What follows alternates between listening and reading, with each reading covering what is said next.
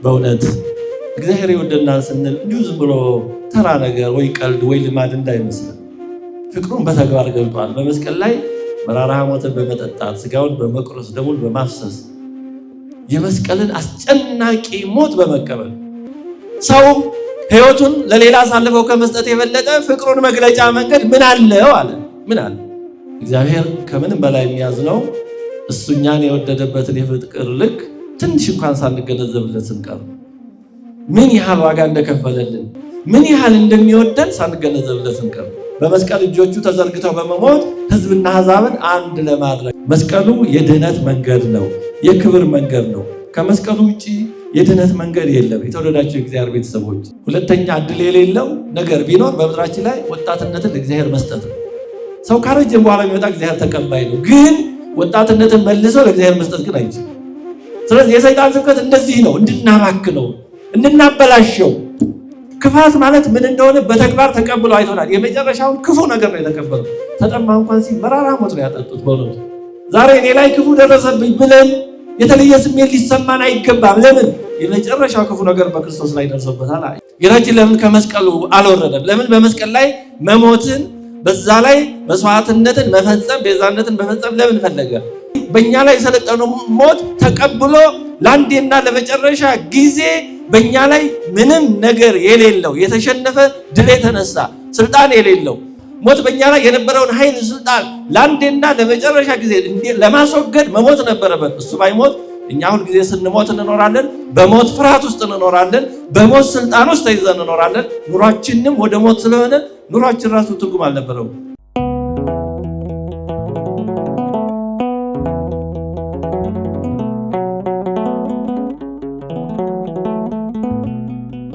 ስለዚህ ዛሬ አጠር አድርገን እግዚአብሔር በፈቀደ ለመማማር የምንሞክረው ለምን ከመስቀሉ አልወረደም ነው።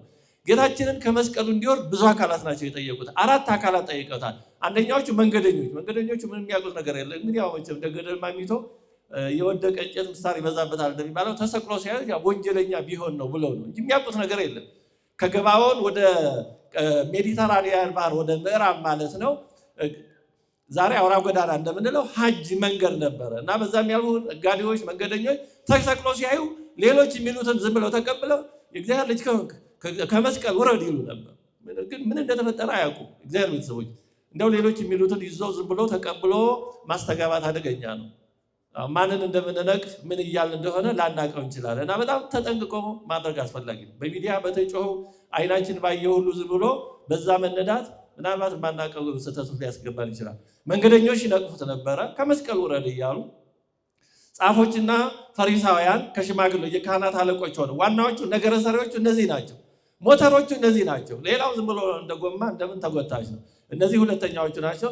ሶስተኛዎቹ ደግሞ ወታደሮቹ በዛ ዙሪያ ጌታችን እንዲሰቀል ያን እንዲፈጽሙ ትእዛዝ የተሰጣቸው ወታደሮችም ይነቅፉ ነበር። አሁን እነዛ ወታደሮችም ስለ ጉዳዩ የሚያውቁት ነገር የለም። ምንም ግን ያው መቼም የወደቀን መንቀፍ የወደቀን መስደብ ያው ጉዳት ስለሌለው በጣም ጥንቃቄ ማድረግ ያስፈልጋል። በእውነቱ በጊዜው የወደቁ አደጋ ላይ ችግር ላይ የወደቁ የሚመስሉ ሰዎች እነማን እንደሆኑ አናውቅም። ምናልባት እነሱ ንጹሐን ቅዱሳን፣ እኛ ደግሞ በተገላቢጦች ልንሆን እንችላለን። አራተኛዎቹ ደግሞ አብረው የተሰቀሉት ወንበዴዎቹ ናቸው። በኋላ ነው ፈያታዊ ዘይማንም የተመለሰው እንጂ መጀመሪያ ላይ ከነቃፊዎች ወገን ነበር እና በእነዚህ 4 ሰዎች አካላት አድሮ ጌታችን ከመስቀል እንዲወርድ ዲያብሎስ በጣም ነው ጥረት ያደረገው። ከመስቀሉ ውረድ የእግዚአብሔር ልጅ ከሆንክ በጣም ጎትኳች በሆነ ከመስቀሉ ውረድና እንመንብህ፣ የእስራኤል ንጉሥ ነኝ ብለህ የለ የእስራኤል ንጉሥ ከሆንክ ከመስቀሉ ውረድና እንመንብህ እያሉ በጣም የተለያዩ አካላት በጌታችን ላይ ጫና ለማሳደር ሞክረዋል። በእውነት ክርስቶስ የእግዚአብሔር ልጅ እንደሆነ ማመን ቢፈልጉ ኖሮ ጌታችን ለዚህ ከበቂ በላይ የሆነ ትምህርት ሰጥቷቸዋል። በዮርዳኖስ የእግዚአብሔር ልጅነቱ ተመስክሯል። በደረቅ ግንባር ዓይን በመፍጠር የእግዚአብሔር ልጅነቱን በቃል ሳይሆን በተግባርም መስክሯል። 38 ዓመት ባልጋ ተጣብቆ የነበረው በማዳን አልዓዛርን ከ4 ቀን በኋላ በማስነሳት ይሄ ማንም ፍጡር ሊያደርገው አይችልም። ፍጡራን ቢያደርጉት የእግዚአብሔር ስም ጠርተው ነው። እሱ ግን በቃል ኃይሉ በዚህ ሁሉ የእግዚአብሔር ልጅነቱን ገልጦላቸው ነበር። ግን ማመን ስላልፈለጉ ነው። የእግዚአብሔርን ስራ እሱ በሰጠው ሳያምን ሌላ ምልክት ሌላ ነገር አምጣ የሚልን ሰው እግዚአብሔር አይሰማም። ምክንያቱም እንዲህ ያሉ ሰዎች ምንም ቢሰጣቸው ምንም ቢነገራቸው አይበቃቸውማ። ሰው ማመን ካልፈለገ እኮ ምንም ቢደረግ አይሆንም። ሰው ልጠይቅ ካለ ማንኛው ነገር መጠየቅ ይችላል። ሰማይ ለምን ራቀ ብሎ መጠየቅ ይችላል። ቢቀርብ ደግሞ ለምን ቀረበ? ውሃ ለምን ቀጠለ? ቢወፍር ደግሞ ለምን ወፈረ ማለት ይችላል። ቢርቅ ለምን ራቀ? ማንኛውም ነገር እንደዚህ ብሎ ጠየቅ ይቻላል። ክብ ለምን ክብ ሆነ? አራት ጎን ቢሆን ደግሞ ለምን አራት ጎን ሆነ? በቃ ይሄ የስራ ፈት ወይም ማመን ያልፈለገ አውቆ የተኛ ሰው አካሄድ ነው። ስለዚህ እነዚህ የተለያዩ አካላት ጌታችን የእግዚአብሔር ልጅነቱን እንዲያምኑ የሰጣቸውን ትምህርት ትተው አሁን የማያምኑበትን በመስቀል ላይ እያለ ብትወርድ ኖሮ እናምንብህ ነበር፣ እስቲ ከመስቀል ውረድ እያሉ ጠይቁታል። ስለዚህ የትምህርታችን ርዕስ ከመስቀል ውረድ ነው። ከመስቀል ውረድ የሚል ጥያቄ ነው። ጌታችን ግን ከመስቀሉ አልወረደም። ምክንያቱም እንዲህ ያለው ጥያቄ የሰይጣን ጥያቄ ነው። የእግዚአብሔር ልጅ መሆንህን እንዲህ ያድርግና እንመንብህ ለሚሉ ሰዎች እግዚአብሔር ጥያቄያቸውን አይሰማም። ይሄ ዲያብሎስ ጥያቄ ነው። በገዳመ ቆሮንቶስ የእግዚአብሔር ልጅ ከሆንክ ድንጋይ እንዳቦ አድርገህ እንብላ አለ። ይሄ የሰይጣን ጥያቄ ነው። የእግዚአብሔር ልጅ ከሆንክ እንደዚህ ያድርግ፣ ራስን ከቤተ መቅደሱ ወሩር፣ እንዲህ አለ፣ እንዲህ አድርግና እንመንብህ ለሚሉ ሰዎች እግዚአብሔር አይሰማም። በተንኮል ስለሆነ ማለት ነው። ለማመን ፈልገው አይደለም። የሰይጣን ጥያቄ በመታዘዝ አያልቅም። በነገራችን ላይ ሰይጣንን መልስ የሚሰጠው ማመን ለሚፈልግ ነው። በነገራችን ላይ ማመን ሳይፈልግ ለማሳጣት እንዲሁ ለማድከም ለሚጠይቅ መልስ መስጠት አስፈላጊ አይደለም። በአንድ ትልቅ ገዳም የዘጉ አባት ነበሩ። እንግዲህ እና የዘጉትን የሚረዳ ሊቀ አበው ይሉታል። እና ለዛ ዘጉት ባህታዊ መቁርን የሚያቀብላቸው ሊቀ አበው ሊያቀብላቸው ሲል ሰይጣን በዛ በዘጋው በባህታዊ ሕሊና ምን ብሎ አሳደረበት ይባላል? አስቀምስ አለዛ መርዝ ሊያደርግብህ ይችላል የሚል አሳደረበት በሕሊና። ወደ ሰይጣን ቀላል የማይፈትነው የለም። እና እንኳክቶ አባቴ መቁርነውን ይቀበሉ ሲላቸው ቅመስልኝ አሉት። እና በዚህ ጊዜ ያ ሊቀ አበው አይ አባቴ በጥርጣሬ የፈተነው ሰይጣን ብቀምስለውት ደግሞ በላበት ጨረሰበት ብሎ በስስት ይፈትነውታል አላቸው ይባላል። ሰይጣንን ታዞ ማስደሰትን መግፋት ማይቻል ለተንኮል ለመጣል ነው የሚፈትነው የሚጠይቀው ለማወቅ ለማመን አለ። ስለዚህ ጌታችን ከመስቀል አልወረደም። የነዚህን ሰዎች የተለያየ ጥያቄ ተቀብሎ ከመስቀል አልወረደም። ለምንድን ነው ከመስቀል ያልወረደው? ጌታችን ለምን ከመስቀሉ አልወረደም? ለምን በመስቀል ላይ መሞትን በዛ ላይ መስዋዕትነትን መፈጸም ቤዛነትን መፈጸም ለምን ፈለገ? ስለ ብዙ ምክንያቶች በጣም ባጭሩ ግን የተወሰኑት እናነሳለን። አንደኛ መድኃኒታችን ኢየሱስ ክርስቶስ ከመስቀል ያልወረደው የእግዚአብሔር ልጅነቱን በተግባር ለማስመስከር ለማሳየት ለመግለጥ ስለፈለገ ነው። እነሱ የእግዚአብሔር ልጅ ከሆን ከመስቀል ውረድ ይላሉ። እሱ ደግሞ እኔ የእግዚአብሔር ልጅነቴን የምገልጠው እናንተ እንደምትሉት ከመስቀል በመውረድ ሳይሆን ከመስቀል ሞትን ሳልቀበል ባለመውረድ በጊዜው ጊዜ ግን ሞትን ተቀብዬ ወደ መቃብር ወርዳለሁ፣ ከዛ ሞትን ድል አድርጌ በመነሳት ነው የእግዚአብሔር ልጅነቴን የምገልጠው ብሎ ነው። እስኪ ማንኛው ይበልጣል? የእግዚአብሔር ልጅነቱን ለመግለጥ ከመስቀል ቢወርድ ይበልጣል ወይስ በመስቀል ላይ ሞትን ተቀብሎ በኋላ ግን ከመቃብር ሞትን ድል አድርጎ ቢነሳ የትኛው ይበልጣል?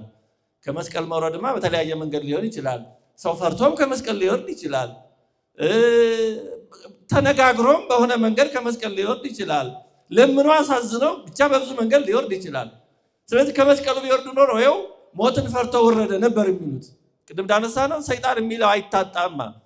ክፉ ሰው የሚመልሰው የሚለው አያጣም። ምንም ይደረግለት እንዲህ ብለህ ነው ማለቱ አይቀርም። ስለዚህ በማያጠራጥር ምንም ሁለተኛ ሶስተኛ በሌለው ብቸኛ እውነተኛነቱን በሚገልጥበት መንገድ በመስቀል ላይ ሞትን ተቀብሎ ሞትን ድል አድርጎ በመነሳት የእግዚአብሔር ልጅነቱን የሚገልጠው በዚህ ስለሆነ ነው። የተወደዳቸው የእግዚአብሔር ቤተሰቦች ክርስቶስ የእግዚአብሔር ልጅነቱን በአስተማማኝ ሁኔታ የገለጠው በትንሣኤው ነው።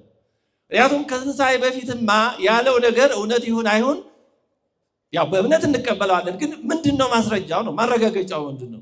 ሌላ ውስጥ ተነስቶ የእግዚአብሔር ልጅ ነኝ ቢል ያሉ ነበሩ፣ ለማስመሰል የሞከሩ ነበሩ። ወደፊት ሐሳዊ መሲህ ይመጣል። ታዲያ መለያው ምንድን ነው? ሞት ክርስቶስ ሞትን ድል አድርጎ ተነስቷል። ይሄን ማንም ሊኮርጀው አይችልም። ሞትን ያክል ነገር እንኳን ሞቶ መነሳት እንቅልፍን እንኳን ማሸነፍ አንችልም እኛ። እስኪ 3 ቀን 2 ቀን 1 ቀን እንኳን ሳምተኛ እንደር ብንል እንቅልፍ ከባድ ነው። በቆምም ሊጥል ይደርሳል። እንቅልፍን እንኳን ማሸነፍ በጣም ይከብደናል። ቅዱሳን በብዙ ተጋድሎ በጣም ጥቂቶቹ ድል ያደርጉታል ከብዙ ድካም በኋላ። እንቅልፍ እንኳን ሞትን ማንም ያሸነፍ የቻለ የለም። በቤታችን ላይ ብዙ ኃያላን ተነስተዋል። ብዙ ሃይማኖት መሰረትን ያሉ ሰዎች ተነስተዋል። ብዙ ተነስተዋል። ግን ሞትን ማሸነፍ የቻለ አንድም ሰው የለም። ማን አለ? የለም። ከክርስትና ውጭ ያሉ የሌሎች ሃይማኖቶች መስራቾች የሚጎበኘው መቃብራቸው ነው። እዛ ውስጥ ካሉም በእውነት አጽማቸው ነው ያለው። እዛ የሚጎበኘው መቃብር ውስጥ ባዶ መቃብር የሚያሳይ ክርስትና ብቻ ነው። ሞትን ድል አድርጎ የተነሳው ክርስቶስ ብቻ ነው። ሞትን ማሸነፍ የእውነተኛ የእግዚአብሔር ልጅነቱ መገለጫ ሕይወት ነዋ። ሕይወት ስለሆነ ሞት ሊይዘው አልቻለም ማለት ቅዱስ ጴጥሮስ የሐዋርያት ሥራ 2:23 ላይ ይክለ ሞት ይዞቶ ሞት ይዞ ሊያስቀር አልቻለም። ሕይወት ነዋ። ሕይወትን ሞት ይዞ ማስቀረት አይችልም። ስለዚህ ክርስቶስ እነሱ እንዳሉት ከመስቀል በመውረድ ሳይሆን የእግዚአብሔር ልጅነቱን የሚገልጠው በመስቀል ላይ ሞትን ተቀብሎ ሞትን ድል አድርጎ ከመቃብር በመነሳት ነው። ይሄ የማያጠራጥር ምስክር ነው፣ የማያጠራጥር ማስረጃ ነው። ሮሜ 1:4 ላይ ቅዱስ ጳውሎስ ወአርአየ ከመ ወልደ እግዚአብሔር ውእቱ በልደቱ እምቅድስ ድንግል ወበኃይሉ ወበመንፈሱ ቅዱስ ወበተንሥኦቱ እሙታን ይላል። በአራት ነገር ክርስቶስ የእግዚአብሔር ልጅነቱን ገለጠ ይላል። አንደኛ ከድንግል በመወለዱ ነው። ሰው ሲሆን በዘር በሩካቤ ያልተወለደ አምላክነቱን ለመግለጥ ነው እንጂ በዘር በሩካቤ ቢወለድ ይሄ እሱ የፈጠረውን መንገድ ንቆት አይደለም። ግን እንደዛ ቢሆን ከኛ አንዳንዱ ነው እንዳንለው አምላክ መሆኑ ይታወቃል። ሰው መሆንን ወደደ። ግን ሰው ሲሆን ደግሞ በተለየ መንገድ በድንግልና ተወለደ። አምላክነቱን ደግሞ እንዳንረሳ ነው። አምላክ ብቻ ነው በእህቱም ድንግልና የተወለደ። ይህን ማንም ሌላ ሊኮርጀው አይችልም። አንድ ምልክት። ሁለተኛ በኃይሉ ማለት በራሱ ኃይል ተአምራትን በማድረግ ሙታን ሲያነሳ በኃይሉ ነው። ቅዱሳን ሙታን ቢያነሱ በኢየሱስ ክርስቶስ ስም ብለው ነው። ፍጡራን ቅዱሳን በሙሉ የሚሰሩት በእግዚአብሔር ስም ነው፣ በእግዚአብሔር ኃይል ነው። የራሳቸው ምንም ኃይልም ስልጣንም የላቸው። ክርስቶስ ግን በኃይሉ ነው። ሶስተኛ ወበመንፈሱ ቅዱስ መንፈስ ቅዱስን በመስጠት መንፈስ ቅዱስን ንስኡ መንፈሰ ቅዱስ እያለ በንፋት ያሳደረ እሱ ብቻ ነው። ጸጋን ከራሱ የሰጠ እሱ ብቻ ነው። ጳጳሳት ድቁና ክህነት ቢሰጡ እነሱ ተቀብለው ነው። ጵጵስና ጸጋን ሳይቀበል እሰጣለሁ የሚል በጭራሽ ሊኖር አይችልም። ማንም ሰው ከራሱ ጸጋው የለውማ። ክርስቶስ ግን መንፈስ ቅዱስ የባህሪ ገንዘቡ ስለሆነ የባህሪቱም ስለሆነ መንፈስ ቅዱስን በመስጠት አምላክነትን ገልጦ፣ አራተኛ ከሙታን በመነሳት ነው። ስለዚህ የጌታችን ትንሣኤ የክርስቶስ እውነተኛ የእግዚአብሔር ልጅነት በማያጠራጥር ሁኔታ የተረጋገጠበት ነው። የክርስትና ሃይማኖት ዋና መሰረቱ ትንሣኤ ነው። የትንሣኤው ደግሞ መሰረቱ ሞቱ ነው። ባይሞት ትንሣኤ አይኖርም። ስለዚህ ትንሣኤ እንዲኖር መሞት ነበረበት። እንዲሞት ደግሞ ከመስቀሉ ሳይሞት መውረድ አልነበረበትም። ስለዚህ ይህንን አደገኛ የሆነ የሰይጣንና የግብረ አበሮቹ ጥያቄ ተቀብሎ ከመስቀል ያልወረደው አንዱ ስለዚህ ነው። የእግዚአብሔር ልጅነቱን በተግባር የገለጠ ስለሆነ እኛ የምናምነው ሃይማኖት ሞትን ባሸነፈ አምላክ የተመሰረተ ነው። ሞት ይዞ ባስቀረው አይደለም። እውነቱን ለመናገር እንዲሁ ክርስትናን ለመንቀፍ ክርስትናን ለመናገር መጀመሪያ እስቲ ሞትን ያሸነፈ ሰው ይምጣ። እንዴት ይሆናል? እንዲሁ ነውር አይደል እንዴ? ሰው በአቅሙ ቢነጋገር አያምሩ። አንድ ተረት አለ። በሐምሌና በነሐሴ ምንጫ ምንጩ የአባይ ልጅ አጩ ይባላል። እና ሐምሌና ነሐሴ ሲሆን ምንጩ ሁሉ ፍልቅ ፍልቅ ስለሚል እንዲሁ አባይ ብቻ አንተ እየተደነቅ አንተ እየተዘፈነልህ እስከመቼ? እኛም እኮ ይሄው እንዲህ ነን እና ልጅህን ስጠንና እንጋባ እንዛመዳለን ይላል። ያው ብቻ ምሳሌ አነጋገር ሆኖ ይገባቸዋል። እና ሽማግሌ ሲል እኮ አባይ ምን ቢል ጥሩ ነው? ምን ችግር አለ? ደስ ይለኛል ብንጋባ ብንዛመድ። በጥርኑ ተመልሳቸዋላችሁ። አይተንኮሉ ማን ከህዳር ይለፍ እና ሞትን ሳያሸንፉ በእውነት በፈረንሳይ አንድ በዚህ በናፖሊዮን ዘመን የተሻለ ሃይማኖት መስርቻለሁ ብሎ ወደ ባለስልጣን ወደ ጠቅላይ ሚኒስትሩ መጣ ይባላል። ከክርስትና በጣም የተሻለ ሃይማኖት መስርቻለሁ፣ ግን ብዙ ሰው ሊሰማኝ ሊቀበለኝ አልቻለም። ምን ላርግ ብሎ ጠየቀው ያን ጠቅላይ ሚኒስትሩ በናፖሊዮን ዘመን የነበረውን እና ጠቅላይ ሚኒስትሩ ሀሳብ ካደረገ በኋላ ሀሳብ ጥሩ ሊሆን ይችላል፣ ግን የምመክር ተቀባይ ማግኘት ከፈለግ ሂድና ሙትና ሰው እያየ በሶስተኛው ቀን ተነሳ፣ ከዛ በኋላ ብትናገር ሰው ሊያምን ይችላል አለ። እውነት ነው። ሞትን ያላሸነፈ ሰው ቢያወራ እውነት ይሁን አይሁን በምን ይታወቃል? ክርስቶስ ግን ስለ ሞት ቢናገር ያምርበታል። ለምን? ሞትን ተቀብሏል። ወፍናዩኒ ለሞት ዘእግዚአብሔር ውእቱ ሞት እስከሚወስድበት እስከ መጨረሻው ጥግ ድረስ ሄዷል። ሞትንም ያውቀዋል፣ ሕይወትንም ያውቀዋል። ሕይወት ነው። ሞትን አሸንፎ ተነስቷል። ስለ ሰማይ ቢናገር ያምርበታል። ለምን? ከሰማይ የወረደ ነው። ከሰማይ ከወረደው በቀር ወደ ሰማይ የወጣ ማንም የለም ያለው ለዚህ ነው። ከሰማይ የወረደ ከክርስቶስ ውጭ ማንም የለም። ሌላ ሁሉ ምድር ላይ የተገኘ ነው። ሙሴ ይባል ኤልያስ ከምድር የተገኙ ናቸው። ዮሐንስ መጥምቅ ይባል ከእናት ከአባት ከምድር የተገኙ ናቸው። ከሰማይ የወረደው ክርስቶስ ብቻ ነው። ወደ ሰማይ የሚወጣው ክርስቶስ ብቻ ነው። ሙሴ ወደ ሰማይ አልወጣም። ኤልያስም ወደ ሰማይ ቢያርግ በእሳት ሰረገላ ነው የተወሰደው። ወደ ሰማይ ሰማያትም አይደለም የወጣው። ስለዚህ ክርስቶስ ስለ ሞትም ቢናገር ያምርበታል። ሞትንም አይቶታል። ስለ ሕይወት ቢናገር ያምርበታል። ራሱ ሕይወት ነው። ሞትን ድል አድርጎ ተነስቷል። ስለ ሰማይ ቢናገር ያምርበታል። ከሰማይ ነው የመጣው። ሰማዩን ያውቀዋል። የፈጠረው ነው። ዓለሙን የፈጠረው ነው። ስለ ምድርም ቢናገር ያምርበታል። በምድርም ተመላልሷል። ምድርንም የፈጠረው ነው። ሌሎች ግን የሚናገሩት እውነተኛ ነቢያት ከሆኑ ከእግዚአብሔር ሰምተው ነው። እነሱ ግን ሁሉን አይተው አይደለም፣ በተሰጣቸው መጠን ነው የሚያዩት። ሌሎች ሐሰተኞች ከሆኑ ደግሞ በውሸት ነው፣ ወይ ሰይጣን ያታለላቸው ነው፣ ወይ ፈጥረው ነው። ስለ ሁሉም ነገር ያየውን የሚያውቀውን እውነቱን የተናገረ ክርስቶስ ብቻ ነው። ሃይማኖታችን እውነተኛ የተረጋገጠ ጥያቄ የሌለበት መሆኑን አምነን የምንመሰክረው ለዚህ ነው። ስለዚህ ይሄን ለማስረገጥ ነው ጌታችን ከመስቀል ያልወረደው። ጌታችን ሞትን እሞታለሁ እነሳለሁ እንዳለ ሞቶ ስለተነሳ ስለሱ የተናገረው በአጠቃላይ እሱ የተናገረው ነገር በሙሉ እውነት ነው ማለት ነው። ለምን? ከባድ የሆነውን ሞት እንድል አድርጎ በተግባር አሳይቷል። ሌላ ሰው እንድናምነው ያለውን ነገር እንድናምነው ከፈለገ ሞትን አሸንፎ ይምጣል፣ አለዛ ሩቅ ነው፣ ቤት ታልፎ ይሆናል። ስለዚህ ከመስቀል ያልወረደው በእውነት የእግዚአብሔር ልጅ መሆኑን በተግባር ለመግለጥ ነው። ሌላ ሁለተኛው ከመስቀል ያልወረደው መድኃኒታችን ክርስቶስ ሞትን ለማጥፋት ነው። ምክንያቱም በእኛ ላይ ነግሶ የነበረውን ሞት በሞት ካላሸነፈው በስተቀር እኛ ሁልጊዜ በሞት ባርነት በሞት ፍርሃት ተይዘን እንኖር ነበረ። ዕብራውያን 2:14-16 ላይ ቅዱስ ጳውሎስ በሞት ፍርሃት ተይዘው የነበሩትን ነፃ ያወጣ ዘንድ በሞት ላይ ስልጣን ያለውን ይሽር ዘንድ ይኸውም ዲያብሎስ ነው፣ ልጆቹ በስጋና በደም እንደተከፈሉ እሱም በስጋና በደም ተከፈለ ማለት ሰው ሆነ ይላል። በእኛ ላይ በኃጢአት ምክንያት ሞት ሰልጥኖብን ነበር። ይህን ሞት ማን ያስወግደው? ክርስቶስ ስለኛ ሞቶ ሞትን ባይሽረው ኖሮ ሞት በእኛ ላይ እንደሰለጠነብን ነበር የምንቀረው። ስለዚህ በእኛ ላይ የሰለጠነው ሞት ተቀብሎ ለአንዴና ለመጨረሻ ጊዜ በእኛ ላይ ምንም ነገር የሌለው የተሸነፈ ድል የተነሳ ስልጣን የሌለው ጥርሱ ቅዱስ አትናቴዎስ ምን ይላል? ጥርሱ እንደረገፈ ክንዶቹ እንደደቀቁ አንበሳ ወይም ደግሞ መርዙ እንደወጣ እባብ ነው ይላል ሞት። ክርስቶስ በሞቱ ሞትን ስለገደለው አሁን ጥርሱ የረገፈ ክንዶቹ የደቀቁ አንበሳ ምንም ጉዳት አያመጣም። በቃ ሙዚየም ላይ እንደሚታይ ዙ ላይ ምንም ጉዳት እንደሌለው ነው። ምክንያቱም መግዣዎቹ እነዚህ ናቸው። መርዙ የወጣ እባብም በቃ ምንም የሚጎዳው ነገር የለም ስናየው ካልደነገጥን በስተቀር። ዛሬ ሞት በክርስቶስ ስለሞተ ሞትን የማንፈራው ለዚህ ነው። ለምሳሌ ንጽጽሩን እንመልከት። ክርስቶስ መጥቶ ሞትን ተቀብለው ሞትን ከማጥፋቱ በፊት ልበ አምላክ የተባለ ዳዊት እንኳን ሞትን ሲያስብ ምን እንዳለ መዝሙር 54 ከቁጥር 4-6 ላይ እንዲህ ይላል። ወመጻኒ ድንጋጼ ሞት ፍርሃት ወራድ አሐዘኒ ወደፈነኒ ጽልመት መኑ ይሁበኒ ክንፈ ከመር እስር ዋይል ይላል ብሎ ልበ አምላክ የተባለ ዳዊት የሞት ፍርሃት መጣብኝ፣ የሞት ድንጋጤ መጣብኝ፣ ጭንቅ አለኝ፣ ጭንቀት ያዘኝ። ሞትን ሲያስቡት እንኳን ያስጨንቅ ነበረ ሲያስቡት። ከዚህ ከሞት በሬ አመልጥ ዘንድ ማን ክንፍ በሰጠኝ አለ። ማምለጥ አይቻልም። ወዴት ይመለጥ? ሞት በውስጣችን የገባ ነው፣ ባህሪያችን ውስጥ ያለ ነው። ወዴትም ሄዶ ማምለጥ አይቻልም። ስለዚህ ይህንን የሞት ፍርሃት ሞት በእኛ ላይ የነበረውን ኃይል ስልጣን ለአንዴና ለመጨረሻ ጊዜ ለማስወገድ መሞት ነበረበት። እሱ ባይሞት እኛ ሁል ጊዜ ስንሞት እንኖራለን፣ በሞት ፍርሃት ውስጥ እንኖራለን፣ በሞት ስልጣን ውስጥ ተይዘን እንኖራለን። ኑሯችንም ወደ ሞት ስለሆነ ኑሯችን ራሱ ትርጉም አልነበረው።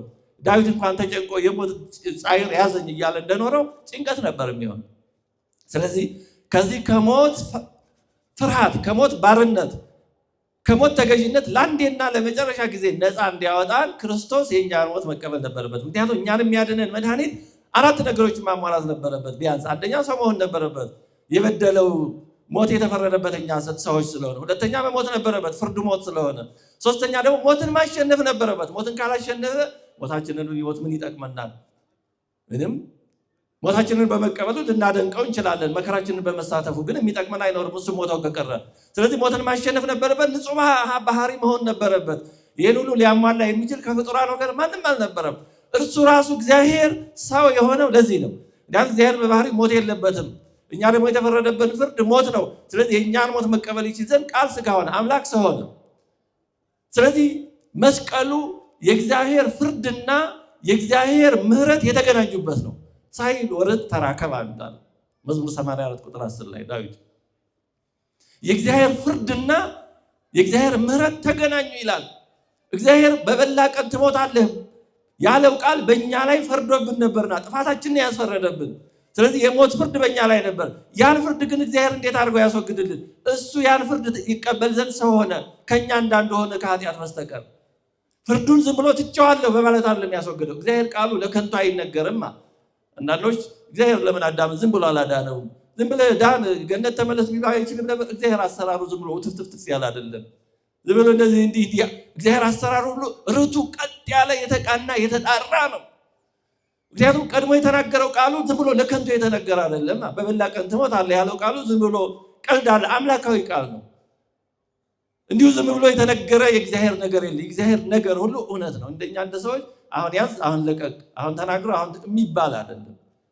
ስለዚህ ያንን ቃሉን ፍርዱን ራሱ ተቀብሎ ፍርዱንና ምሕረቱን በመስቀሉ ላይ አዋሃዳቸው። ክርስቶስ የእግዚአብሔርን ፍርድ የእግዚአብሔርን ምሕረት አዋህዶ በመስቀል ላይ ገለጠ። ፍርዱ በምን ተገለጠ? የኛ ኃጢአት የኃጢአት ደመወዙ ሞት ነው ተብሏልና ሞት የሚፈልገውን የኛን ኃጢአት ሞትን ተቀበለ፣ ፍርዱን አሳየ።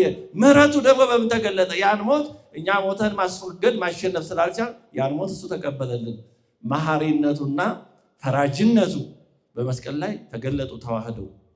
ይህን ያደረገ አምላካችን የተመሰገነ ምን እንከፍለዋለን በእውነቱ። ስለዚህ ከመስቀል ያልወረደው ለዚህ ነው፣ የእኛን ሞት ተቀብሎ ለአንዴና ለመጨረሻ ጊዜ ያጠፋው ዘንድ። ከዚህ በኋላ ሞት ስለጠፋ ሞት ስለተሸነፈ በአዲስ ኪዳን ያለን ክርስቲያኖች ሞትን አንፈራም። ዛሬ የምንፈራው ሞትን ከኃጢአት የተነሳ በኃጢአት ምክንያት ከእግዚአብሔር እንዳንለይ ሞቱ ለኃጥእ ጸዋግ እንደተባለ የኃጢአተኛ ሰው ሞቱ አስፈሪ አስጨናቂ ነው የተባለ እንዳይሆንብን ብቻ ነው እንጂ ዛሬ እኛ የምንሞተው በብሉይ ኪዳን እንደነበሩት አይደለም። ዛሬ እኛ የምንሞተው ለትንሣኤ ነው። በብሉይ ኪዳን የነበሩት በአዳም ፍርድ አዳም ወይ መሬት ነህ ወደ መሬት ትገባለህ በሚለው ፍርድ ነበር የሚሞቱት። እኛ ግን የምንሞተው በዛ ሳይሆን ክርስቶስ በሞት አልፎ ትንሣኤን ስለገለጠ እሱን ተከትለን ለመነሳት ነው ዛሬ የምንሞተው። ዛሬ የምንሞተው ለትንሣኤ ነው። ወብነ ሰለስቱ ልደታት ይላል ጎርጎርዮስ፣ ቅዱስ ጎርጎርዮስ ነባቤ። 3 ልደቶች አሉን። የመጀመሪያው ከእናት ማኅፀን ነው። ሁለተኛው ከጥምቀት ነው ማኅፀን ነው። ሶስተኛው ከመቃብር ነው። በእናቱ ማኅፀን የተጸነሰን ጊዜውን ጠብቆ ይወለዳል። በጥምቀትም እንደዚህ። ሶስተኛው ማኅፀን መቃብር ነው። በመቃብር እንደ ማኅፀን ተጸንሰን አንድ ላይ ነው ግን የምንወለደው። ስለዚህ ዛሬ መቃብር በአካል ዘኢይመውት ሞት በማያገኘው ሰውነት ክርስቶስን መስለን ለመነሳት የምንጸነስበት ማኅፀን ነው እንጂ የምንጎዳበት የፍርድ የኩነኔ አይደለም። እንዲህ ያደረገው ክርስቶስ በመስቀል ላይ ሞትን በፈቃዱ ስለተቀበለ ነው። ከመስቀል ላይ ውረድ የሚለውን ዲያብሎስ የፈራውን የሰጋውን በተለያዩ ሰራተኞቹ አድሮ ያስጮኸውን ጩኸት ታግሶ በመስቀል ላይ ሞትን ሳይቀበል ስላልወረደ ነው። ታዲያ ልዩነቱ ቅዱስ ጳውሎስን ማስታወስ እንችላለን። ቅዱስ ጳውሎስ ምን አለ? በፊልጵስዩስ መልእክቱ ምዕራፍ 1 ቁጥር 23 ላይ ልሄድ ከክርስቶስ ጋር ልኖር እናፍቃለሁ አለ። ያ ከሁሉ እጅግ የሚሻል ነው፣ ሞት ለእኔ ጥቅም ነው አለ። አያችሁ ልዩነቱ? ዳዊትን ያክል ሰው ሞትን ምን ያህል እንደፈራ ቅድም አየን። አሁን ደግሞ ምን አለ ቅዱስ ጳውሎስ? ለእኔ ሞት ጥቅም ነው። ዛሬ በአዲስ ኪዳን ሞት ጥቅም ነው። ከክርስቶስ ጋር መገናኛ ነው። ወደ ክርስቶስ መሄጃ መንገድ ነው። ዛሬ ሞትን የምንፈራው ቅድም እንዳስታወስኳችሁ በኃጢአት ምክንያት ከእግዚአብሔር እንዳንለይ እንጂ ሞት በራሱ ወደ እግዚአብሔር መሄጃ ነው። ዛሬ ጻድቃን ሰማዕታት ሁሉ በአዲስ ኪዳን የፈሩት ሞትን የናቁት ለዚህ ነው። ራሳቴን ሲሄን በሰፊ ያብራራል። በብሉይ ኪዳን ብዙ ሰማዕታት አልነበሩም። በጣት የሚቆጠሩ ወይም በጥቂቶች ናቸው። የት አሉ በብሉይ ኪዳን ሰማዕታት? ለምን? ሞት አስፈሪ ነበር በብሉይ ኪዳን። በአዲስ ኪዳን ግን ሰማዕታት እልፍ አእላፋት ናቸው። ስንክሳር ብናነብ ስንክሳር ላይ በጣም ጥቂት ሳምፕል ናሙና ነው የተጻፈው። ከዛ ባሻገር እልፍ አእላፋት ሰማዕታት አሉ። ሕፃናት ሳይቀሩ፣ ሴቶች፣ እናቶች፣ ወጣቶች፣ ነፍሰ ጡሮች ሳይቀሩ፣ ልጆቻቸውን የሚያጠቡ እናቶች ሳይቀሩ ለልጆቻቸው ሳይሳሱ ረስንቱ። ለምን? በአዲስ ኪዳን ሞት ተሸንፈዋል። ስለዚህ ሞት ስለተሸነፈ ሞትን የሚፈራ ወጣ በአዲስ ኪዳን። ይሄ እንዳይቀር ነው ጌታችን ከመስቀሉ ያልወረደው። ሌላው ሶስተኛው ጌታችን ከመስቀሉ ያልወረደበት ምክንያት ፍቅሩን ሊገልጥልን ነው። በእውነት እግዚአብሔር ይወደናል ስንል እንዲሁ ዝም ብሎ ተራ ነገር ወይ ቀልድ ወይ ልማድ እንዳይመስልን ፍቅሩን በተግባር ገልጧል። በመስቀል ላይ መራራ ሐሞትን በመጠጣት ስጋውን በመቁረስ ደሙን በማፍሰስ የመስቀልን አስጨናቂ ሞት በመቀበል። የመስቀል ሞት በጣም ከባድ ነበር።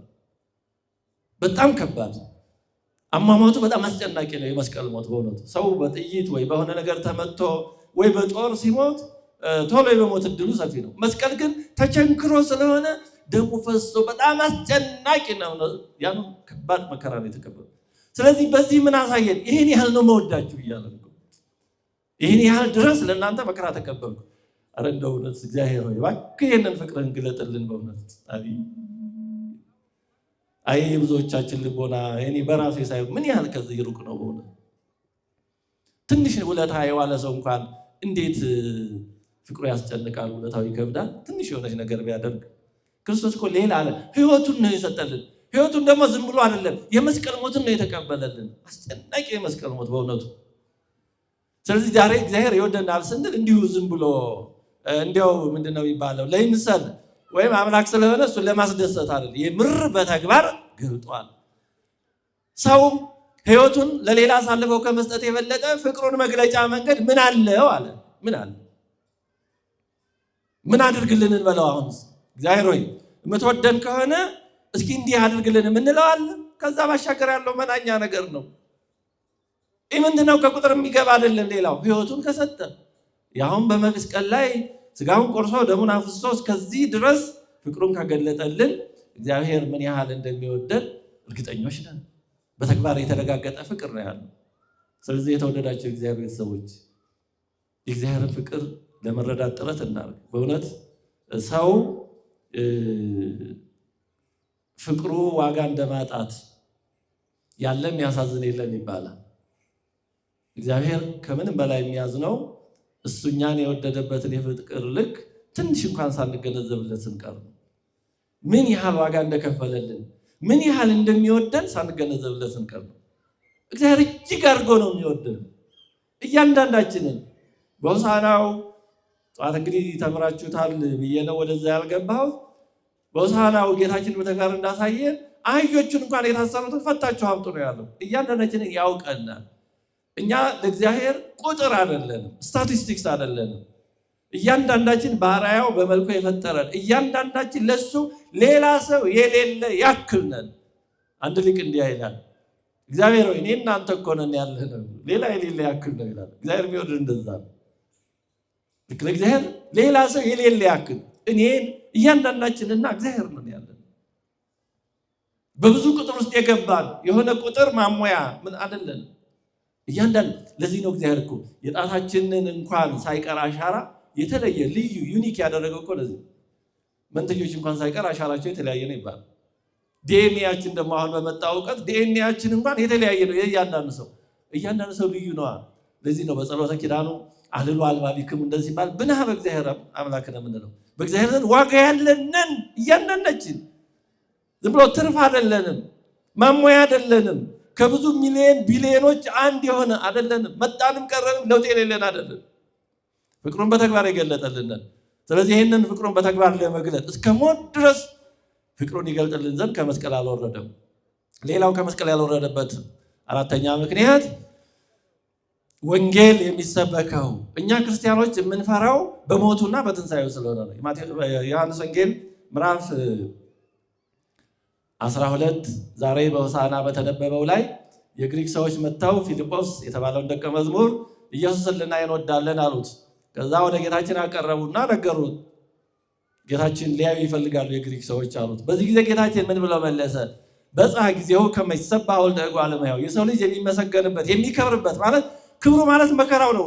የእኛን መዳን ነው ክብር ያለው፣ መከራውን ክብር ያለው። ያ ጊዜው ደረሰ ካለ በኋላ እውነት እውነት እላችኋለሁ የስንዴ ቅንጣት በምድር ወድቃ ካልሞተች ብቻዋን ትቀራለች፣ ብትሞት ግን ብዙ ፍሬ ታፈራለች አለ። ምን ማለት ነው? ሰዎች ሊያምኑብህ ሊያዩ ይፈልጋሉ ቢሉት እንዲህ ያለ መልስ ምን ማለት ነው? መልሱ ምን? ባጭሩ ግሪክ ማለት አህዛቦች ማለት ነው፣ ከእስራኤል ውጭ ያሉት ማለት ነው። አሁን አይደለም እናንተ የምትመጡት፣ በኋላ ሞቼ ስነሳ ትንሣኤ ሞትን ድል አድርጌ መነሳቴ ሲሰበክ ያኔ ነው ወደ እኔ የምትመጡት ማለቱ ነው። ምክንያቱም ክርስቶስ ሞትን ድል አድርጎ ከተነሳ ወንጌል ምን ወንጌል ይሆናል? ወንጌል ማለት እኮ የምስራች ማለት ነው፣ መልካም ዜና ማለት ነው። ጉድ ኒውስ፣ እውነተኛ የምስራች፣ እውነተኛ ጉድ ኒውስ ወንጌል ነው። ለምን?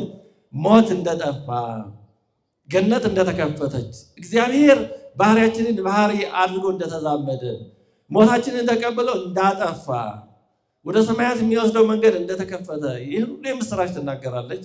ከዚህ ወዲያ የምስራች ምን አለ? ይህን ለመረዳት በጣም ማሰብ ይፈልጋል። ስለዚህ ነው ጌታችን ከመስቀል ያልወረደው። መስቀል ላይ ቆይቶ ሞቶ ባይነሳ ኖሮ እኛ ክርስቲያኖች የወንጌል ፍሬዎች አንገኝም ነበር። እኛ ሁላችን ክርስቶስ እንደ ስንዴ ቅንጣት በምድር ላይ ሞቶ ተነስቶ ያስገኘን የትንሣኤው የሞቱ ፍሬዎች ነን። የሞቱ ፍሬዎች ነን፣ የትንሣኤው ፍሬዎች ነን። ክርስቶስ ባይሞት ባይነሳ ወንጌል ምን ብሎ ይሰበካል? ምን ሆነ ተብሎ ምን ልዩነት አለው? ከብሉይ ኪዳን ምን የተለየ ነገር? ምንም አይኖርም ነበር። ስለዚህ ቤተክርስቲያን የኖረችው ወንጌል የኖረው ክርስትና የኖረው ክርስቶስ በመስቀል ላይ ሞተ ተቀብሎ በመነሳቱ ነው። ስለዚህ ከመስቀል ያልወረደው ስለዚህ ነው። ሌላ አንድ ምክንያቱም ጨምር ጌታችን ከመስቀል ያልወረደበት ሌላኛው ምክንያት በብሉይ ኪዳን እንዴት ባለ መንገድ እንደሚያድነን የተነገረውን በሙሉ ለመፈጸም ነው። ወደዛ ዝርዝር አንገባም። የፋሲካው በግ እንዴት ባለ ምሳሌውን፣ ፕሮቶታይፑን፣ ፕላኑን በብሉይ ኪዳን አስቀምጧል እግዚአብሔር። የፋሲካው በግ ታርዶ ደግሞ ሞት እንዲያልፋቸው ያደረገው በራሱ የበጉ ደም ኃይል አይደለም። የእውነተኛው የፋሲካ በግ ኃይል ነው ቀድሞ ለመጣው ለምሳሌው ኃይል የሰጠው እንጂ የፋሲካው በግ ነው። ሌላ የተለየ ተፈጥሮ የለውም። ግን የአማናዊ የፋሲካ በግ የክርስቶስ ቤዛነት የደሙ ኃይል ምሳሌው ለሆነው አይሁድ ላረዱት የፋሲካ በግ ኃይል ሆነ። ስለዚህ ሞት እንዲያልፋቸው መልአከ ሞት ትቷቸው አልፏቸው እንዲሄድ አደረገ። እንዳለ ብሉይ ኪዳን ፕላን ነው። እንደው አንዱ ብቻ ማስታወሳችሁ እግዚአብሔር ከአብርሃም ጋር ቃል ኪዳን ሲያደርግ ዘፍጥረት 15 ላይ ቃል ኪዳን የሚገባቡ አካላት ሁለት ነገር ያደርጉ ነበረ። አንደኛው መስዋዕት ይወስዱና ያርዱታል። ያንን ስጋ እኩል ይከፍሉና በአንዱ ግማሹን በቀኝ ግማሹን በግራ ያደርጉታል። ከዛ ደሙን መሃል ላይ ይቀቡታል፣ ያፈሱታል፣ ደሙን ይረበርቡታል። ይሄ መሃል ላይ የተረበረበበት ደም የተረበረበበት ቦታ የደም መንገድ ወይም ብለድ ፓዝ ይባላል። ከዛ በኋላ ሁለተኛ መስዋዕቱ ካለበት ከግራ ወደ ቀኝ ከቀኝ ወደ ግራ ወይም ከዚህ ወደዛ ከዛ ወደዚህ ደሙን ያልፋሉ። ቃል ኪዳን የሚገባቡት አካላት ምን ማለት ነው? ቃል ኪዳኑን የሚያፈርስ ቢኖር ከዚህ በኋላ ዋጋው ደሙን ማፍሰስ ነው፣ ሞት ነው የሚጠብቀው ነው። ስለዚህ ጽኑ ቃል ኪዳን ነው፣ የማይለወጥ ነው ሲሉ ነው። ታዲያ እግዚአብሔር ከአብርሃም ጋር ቃል ኪዳን ሲያደርግ አብርሃምን ልክ እንደዚሁ መስዋዕት ሰዋ፣ ከሁለት ክፍል አለው። ከዛ በኋላ ግን ደሙንም በመካከል እርጨው ረብርበው አለው በተከፈለው መስዋዕት መካከል። ከዛ ቀጥሎ ግን የቃል ኪዳኑ አፈጻጸም ለየት ያለ ሆኖ እናገኘዋለን። እግዚአብሔር አብርሃምን ደሙን ተሻገር አላለው። እግዚአብሔር ነው ደሙን የተሻገረው። አሁን እግዚአብሔር ደሙን መሻገር አያስፈልገውም ነበር። ለምን? እግዚአብሔር ቃሉን አያጥፍማ፣ ቃል ኪዳኑን አያፈርስማ። አብርሃም ነበረ ቃሉን ሊያፈርስ ስለሚችል ደሙን መሻገር የነበረበት። ግን የሆነው በተቃራኒ ነው። አብርሃም ደሙን አልተሻገረም፣ እግዚአብሔር ግን ደሙን ተሻገረለት። የእሳትና ጭስ የመሰለ ነገር በእሳቱ መካከል አለፈ ይላል። ያ እግዚአብሔር ማለፉ ምልክት ነው። ምን ማለት ነው?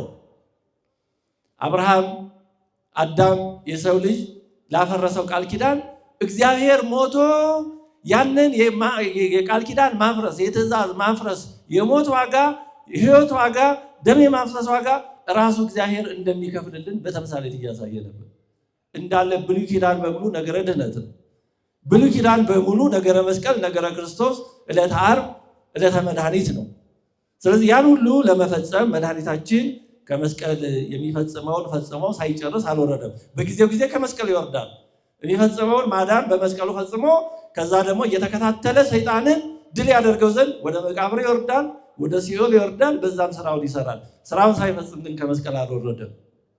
ትምህርታችንን እያጠቃለልን ነው። በእኔ በኩል ታዲያ ለምን በመስቀል ላይ ሞተ? እንዲህ ከሆነ በሌላ መንገድ ለምን አልሞተም? መሞቱ መልካም። በመስቀል የሞተባቸው ብዙ ምክንያቶች አሉ። ወደፊት ማማቱ ስለሆነ ስቅለቱም ላይ ያው በሰፊው በተለያዩ መምህራን ትማራላችሁ። ባጭሩ ለማስታወስ አንደኛ ከህግ ርግመት ለማዋጀት ነው። ምክንያቱም ህጉን በተሻርን ጊዜ ያ ህጉን የመሻር መርገም በእኛ ላይ ነበረ። ህጉ ለሚጠብቀው በረከት አለው፣ ለሚሽረው ደግሞ መርገም አለው።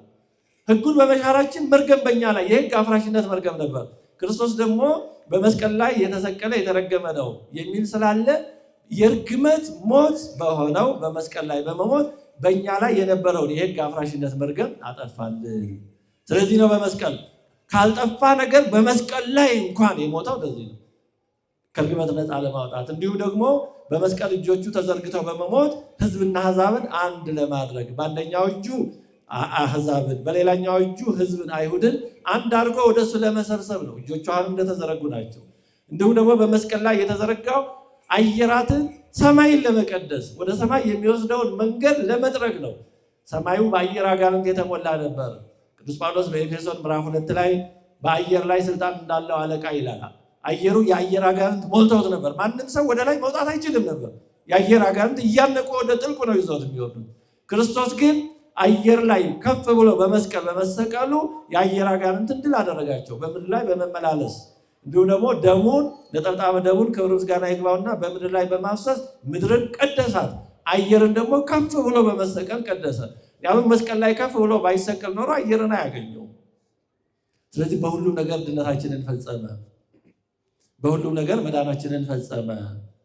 እንግዲህ የተወደዳችሁ የእግዚአብሔር ቤተሰቦች ከመስቀሉ እሱ ያለ ጊዜው እንዳልወረደ ሁሉ እኛንም የሚጠራን ከመስቀሉ ያለ ጊዜያችን እንዳንወርድ ነው። መስቀሉ የድህነት መንገድ ነው፣ የክብር መንገድ ነው። ከመስቀሉ ውጭ የድህነት መንገድ የለም። የተወደዳችሁ የእግዚአብሔር ቤተሰቦች ስለዚህ ሰይጣን እኛንም በተለያየ መንገድ ከመስቀላችን እንድንወርድ ነው የሚፈልገው። ሰይጣን ከቻለው ጥንቱንም ወደ መስቀሉ እንዳንወጣ ማለት ወደ ክርስቲያናዊ ሕይወት እንዳንገባ፣ ወደ ጾም፣ ጸሎት፣ ወደ መታገስ እያንዳንዱ ሰው በየተሰማራበት የሚገጥመው መስቀል አለ። ባለትዳሩ በትዳሩ፣ በጤና በመሳሰለው እያንዳንዱ የሆነ መስቀል አያጣው። ስለዚህ ያን እንዳንቀበል ወደ መስቀሉ እንዳንወጣ እንዲህ ባለ መንገድ ሊሰብከን ይፈልጋል። ከወጣን ደግሞ አለ ጊዜው እንድንወርድ ሰልችተን ደክመን ተመረረን እንድንወርድ ያለ ጊዜው እግዚአብሔር ሳያወርደን ቀድመን እንድንወርድ ይሰብከናል። ጊዜህን እወቅበት፣ ጊዜን አታባክን፣ ወጣትነትሽን እወቂበት፣ ወጣትነትን እወቅበት እንዲህ ይላል። ወጣትነትን ማወቅ ማለት ለእግዚአብሔር መስጠት ነው። በእውነቱ ሁለተኛ እድል የሌለው ነገር ቢኖር በምድራችን ላይ ወጣትነትን ለእግዚአብሔር መስጠት ነው። ሰው ካረጀም በኋላ የሚመጣ እግዚአብሔር ተቀባይ ነው። ግን ወጣትነትን መልሶ ለእግዚአብሔር መስጠት ግን አይችልም። ስለዚህ የሰይጣን ስብከት እንደዚህ ነው፣ እንድናባክነው፣ እንድናበላሸው፣ እግዚአብሔርን ደስ ልናሰኝባቸው የምንችላቸውን እድሎች እንድናባክን ይሰብከናል። ምንድነው ከዛሬው ጾም ጸሎት ካሁኑ እያለ በተለያዩ ሰዎች አድሮ ጌታችንን በተለያዩ ሰዎች አድሮ ከመስቀል ውረድ እንዳለው እኛንም በጓደኛ አስመስሎ ሊሰብከን ይሞክራል። ስለዚህ እኛም አለጊዜው ከመስቀሉ አንውረድ፣ መስቀሉን እንሸከም። የክብር መንገድ መስቀል። አሁን ህፃናት ልጆች፣ ታዳጊዎች ህፃናት አጥኑ ከሚሏቸው ተጫዋቹ ብሏቸው ይወዳሉ አይደለም? ጧት እየተነሱ ከእንቅልፍ ጋር እየታገሉ እንደ ትምህርት ቤት እየሄዱ እዛ ሲውሉ እንደ መጀመሪያ አካባቢ ከቤተሰብ ከወላጅ መለየት ሁሉ ሊያስለቅሳቸው ይችላል። ቤት ቢውሉ ደስ ሊላቸው ይችላል። ግን ይጠቅማል? አይ ከሚያለቅሱ ከሚጨናነቁ ብላችሁ ቤት እንዲኖሩ ዝም ብላችሁ ብታደርጓቸው፣ እየተጫወቱ ብቻ እንዲያድጉ ብታደርጓቸው ይጠቅማል? አያችሁ፣ የሚጠቅመው ለጊዜው ደስ ያለ አይደለም ማለት ነው በአብዛኛው። እኛም ሰውነታችን የብዙዎቻችን ከምንጾም ብንበላ ደስ ሊለን ይችላል። የሆነ ነገር ከምንታገስ ሄዳ ልኩን ልንገር ምናባቱ ብለን ስሜታችንን ብንገልጽ ደስ ሊለን ይችላል። የሚጠቅመው ግን ያ ላይሆን ይችላል። አይደለም፣ መስቀሉ ነው የሚጠቅመው። የህይወት መንገድ፣ የክብር መንገድ መስቀል ነው። ስለዚህ ጌታችን በመስቀሉ ክፋት የሚሸነፍበትን መንገድ በተግባር ነው ያሳየን። ስለዚህ ዛሬ እግዚአብሔር ዓለምን ለምን ተወ፣ ክፋት ለምን ሰለጠነ እያልን እናለቃቀስ አንችልም። ክፋት ማለት ምን እንደሆነ በተግባር ተቀብሎ አይቶናል። የመጨረሻውን ክፉ ነገር ነው የተቀበለው። ተጠማ እንኳን ሲል መራራ ሞት ነው ያጠጡት። በእውነቱ ሰው ሊሞት ሲል እንኳን ያሳዝን ነበር፣ ግን የመጨረሻውን መከራ ነው የተቀበለው። ይሄ ሁሉ ግን የሚሸነፈው በትዕግስት ተቀብሎ በሞት አልፎ በትንሣኤ እንደሆነ በተግባር ያሳየን። ስለዚህ መስቀሉ የጥያቄያችን ሁሉ መልስ ነው። ክርስቶስ በሕማማቱ ያደረገው በመስቀሉ ያደረገው ለጥያቄያችን ሁሉ መልስ ነው። ዛሬ እኔ ላይ ክፉ ደረሰብኝ ብለን የተለየ ስሜት ሊሰማን አይገባም። ለምን? የመጨረሻው ክፉ ነገር በክርስቶስ ላይ ደርሶበታል። እኛ ቢደርስብን በኃጢአታችን ሊሆን ይችላል። በኃጢአታችንም ባይሆን የሆነ አስተዋጽኦ ሊኖረን ይችላል። ባይሆንም እንከብርበታለን። ክርስቶስ ግን ንጹሕ ባሕሪ ነው። የሚከብርበትም ነገር የለውም። ግን ተቀብሎ ለእኛ መተግበር ያሳየ የክብር መንገድ ይሄ ነው። የክብር መንገድ ለጊዜው ደስ የሚለው እንደው ለጊዜው ስሜታችንን የሚያረካው ላይሆን ይችላል። አይደለም። በአብዛኛው የክብሩ መንገድ መስቀል ነው። የትንሣኤው መንገድ መስቀል ነው። ከመስቀሉ ያልወረደው ስለዚህ እና ስለመሳሰሉት ምክንያቶች ነው። የተወደዳቸው የእግዚአብሔር ቤተሰቦች መድኃኔዓለም ኢየሱስ ክርስቶስ በመስቀል ላይ ሕማማቱን መከራውን ታግሶ በመስቀል ላይ ድነታችንን ፈጽሞ ወደ መቃብር ወርዶ ከመቃብር ደግሞ የመቃብርን ይዞ የማስቀረት የማፍረስ የማበስበስ ኃይል ድል አድርጎ ተነስቶ ድነታችንን ፈጽሟልና እኛም ከመስቀሉ ተሳትፈን በመስቀሉ አልፈን የክብሩ ተሳታፊዎች እንድንሆን የአምላካችን የእግዚአብሔር ቅዱስ ፈቃዱ ይሁንልን። ሕማሙን አስበን ከበዓለ ትንሣኤው ደርሰን ወተንሥአ ብለን ለማክበር እግዚአብሔር አምላካችን ይርዳን። ቅዱስ ፈቃዱ ይሁንልን። አሜን።